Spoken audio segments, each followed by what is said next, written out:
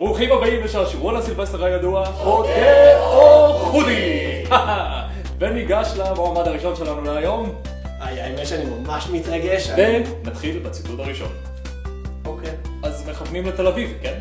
כל המסיבות הרציניות שם. מי אמר את זה? חוטא או חודי? חוטא.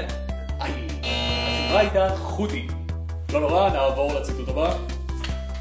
היום הולך להיות טיל. חוטי, לא, זה טריקי, זה חוטא. חודי. שיט, אני ידעתי, אמרתי. נשארה לך פסילה אחת אחרונה. בדרום כל המקום ירעד. חוטי. נכון מאוד. אתה יודע שהסילבסטר גם היה אנטישמי? חוטי. יפה! אני שונא ישראלים. חוטי.